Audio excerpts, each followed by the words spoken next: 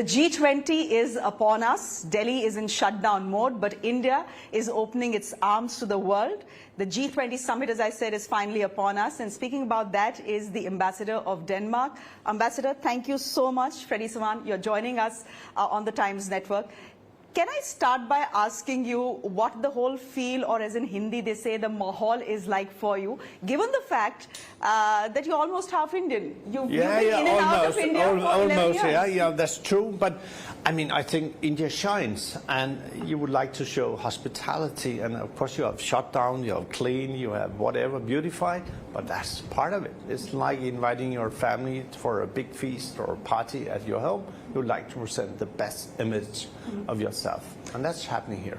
And we are having a big party, and we are hoping to have a green party as well, and Denmark is helping us out with that. Exactly, because the world is really at risk if we do not put together all our global efforts. And luckily, this Indian G20 presidency has taken up this challenge and trying really to build a bridge between the poorer part of the world, namely the global south, and the richer part called the global north. And India has put out a compass pointing the needle towards a global agenda where we will be greener, better and more sustainable. And that's fantastic. Congratulations. And Denmark is advising us on this. Yes, we have to, because we are so good at it. And years back, we were forced, decades back, in fact 50 years ago almost, we were forced to change our style of life. We were so dependent, 100% dependent on fossil fuel. Suddenly we had no supply. We had to reinvent ourselves, and we were forced to develop renewables, and it has become a great success. Job creator beyond imagination. But we have also done our contribution to a better world. We did not have the scale, and therefore we made the Green Strategic Partnership with India, and that is based on 5 S's, and they're very important. Scale of India, skills of Denmark, speed, because we need to take actions, scope, we have to do things just not only for ourselves, but for the rest of the planet, and sustainability. That's exactly what we are trying, we try to advise India about, because we were invited by the Indian presidency to be part of that, and we are proud to see that the outcome, whether it will be a joint statement or whatever, there will be a footprint that guides us as a world towards a better future. So India has made strong commitments to a better planet, a greener planet, to a more sustainable planet. But look at the reality of the situation, Ambassador. By 2030, Denmark is hoping to cut down its emissions by 70%. And India will probably have doubled its emissions by then, despite our best intentions. I want you to speak a little bit about the green transition that was forced upon Denmark in 1973. Here you have a major crisis. 90% of all your energy supplies, energy needs are being fulfilled by oil imports. Those imports stop. There is a crisis. There is a big crisis. But look at your journey since then. Since the 80s, I believe, your GDP has doubled, but your energy needs have increased only by 6%, and your water consumption has gone down by 40%. Exactly. And that's the skills of Denmark, and that's what we have really brought, transferred to India. And you can do it. And I'm so happy that the Honorable Prime Minister and the Indian government and India as such has taken the same kind of decision to move towards that kind of trajectory, because we can develop, we could develop, we have developed, and yet we were able to cut down on our energy consumption, on our water consumption, but also, perhaps more importantly, the CO2 emissions has gone down drastically as well. So there's not only one answer to all these challenges that we are facing, but there is a commitment to do things from the Indian side, the Indian presidency side, and the skills that we have been advising, inspiring India about, is now taking its own shape here. Can be done. It can be done, you say. And it should be done. It should be done. It's important in the times we live in. 50% of Denmark's energy comes from solar and wind energy. Now, many critics could argue, and many skeptics actually, not critics, could argue, that look at the size of Denmark. The population is lesser than Delhi. I mean, Sweden and Denmark put together is probably Delhi's population, and India is 1.4 billion people. Exactly, but that's not an issue. The issue is how can we take our skills, meaning our technologies, our practices, towards the rest of the world. And with the scale of India, even the smallest drop of what you're doing in India, if it is times 1.4 billion people, we have a huge impact.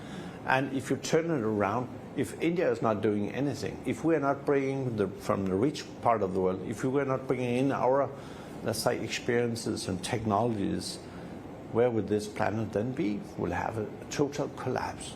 So 1.4 billion people will make a huge difference. And given what you are into, I'm pretty sure that you, let's say, in 20 years or so, you will see a huge positive impact in what you are doing. And 6 million people, yes, but think about if you split up the Indian continent into 10 Denmarks or 40 Denmarks, you can do it.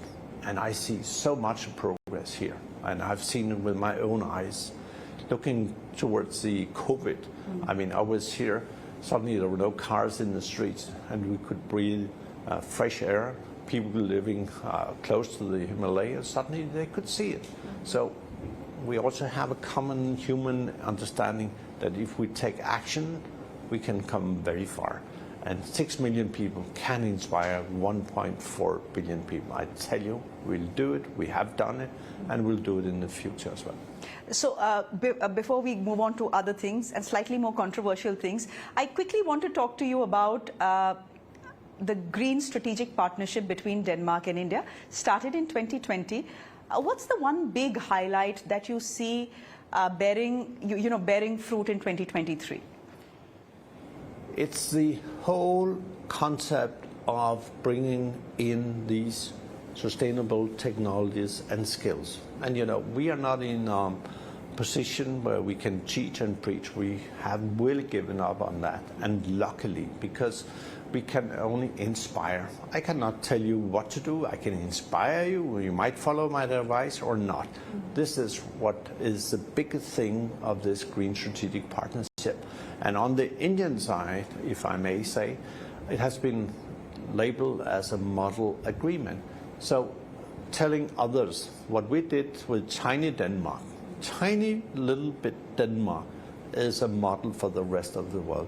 And see how India is also really targeting the global south and talking to whatever recipients that will be in Africa, Latin America, and so forth. See, there is an example. We can do more. We should do more. So we see a direct link between our Green Strategic Partnership and what is happening here in 2023 and supported by the G20 leaders. Actually, the challenge and the success will lie in decoupling your GDP from energy requirements. Denmark has done it. We've done it. You've done it. You've doubled, as I said, your GDP, but your energy consumption has just gone up by 6%. Let's come to the slightly more controversial things. Before you're asking me that question, I will add one thing which I think is so important because you gave the right equation here. But your presidency and your prime minister is speaking about human-centric approach. And I think that will be the big next leap into a better, more sustainable future. And it's not controversial. We have to put the human being, each of us, and those who have nothing really into the center of what we're doing globally. Now you can ask the question. Now I can ask the China and Russia question, essentially. If that's controversial. What do you make about Xi Jinping and President Putin giving the G20 a miss? It's deliberate. It's deliberate. Probably it's orchestrated as well. What do you make of it? What does the European Union make of it? I mean, the G20 is a leader summit. So if leaders, for whatever reason, they decide not to attend, there's a signal in that. But the countries are here. But of course, given the geopolitical context, and if we talk about Russia, I mean, Russia started an unprovoked attack on Ukraine almost 2 years ago. We have seen really devastating consequences for the rest of the world. Talk to the Africans. They are suffering from shortages of food, fuel, and fertilizers. The same here in India, the same across the world. So why a war? Because you are looking for some gains that you have for nationalistic reasons or whatever. It's a stupid thing. Why should we have a war? I have lived almost 66 years now in Europe, on this planet. I never thought I would see a war. So it's really unfortunate, and there must be a strong reaction to this also in G20. And whether there will be a joint statement or not is for, those who are drafting and negotiating to decide.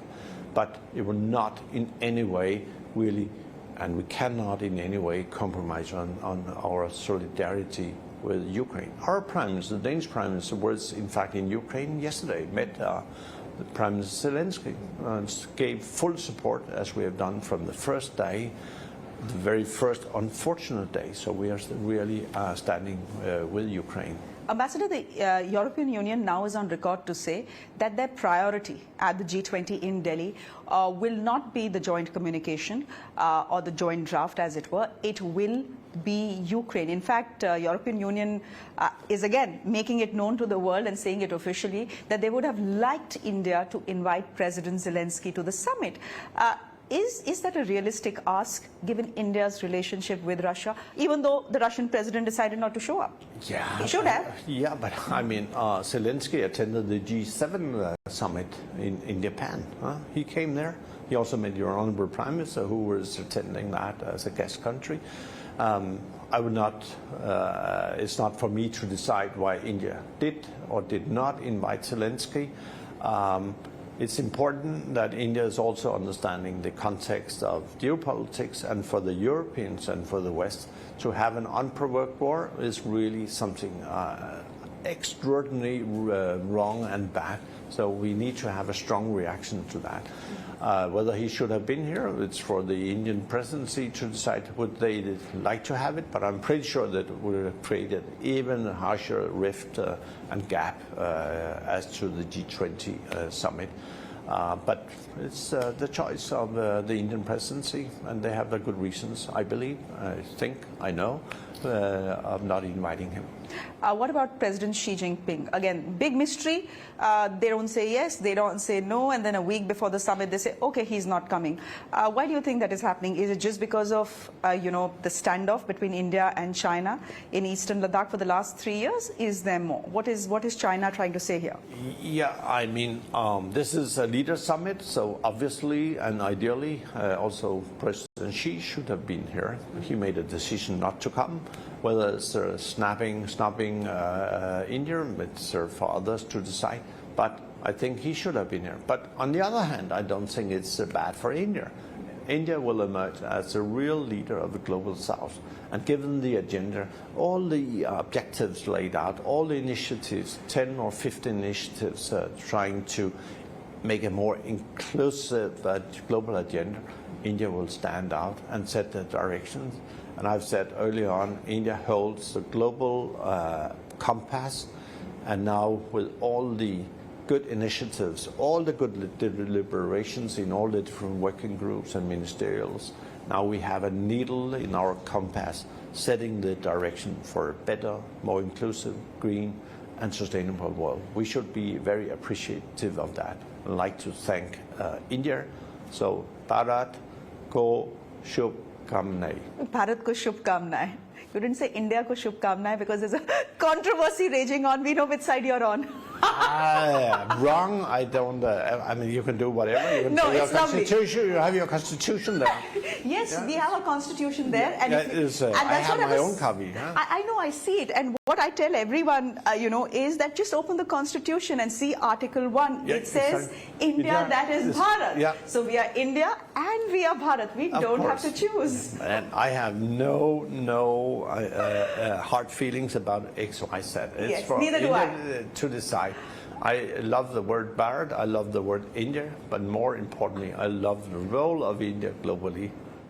I say a rose by any other name will smell as sweet. So, exactly. Yeah. So you can call it Bharat or India. If it's your country, you'll love it as much.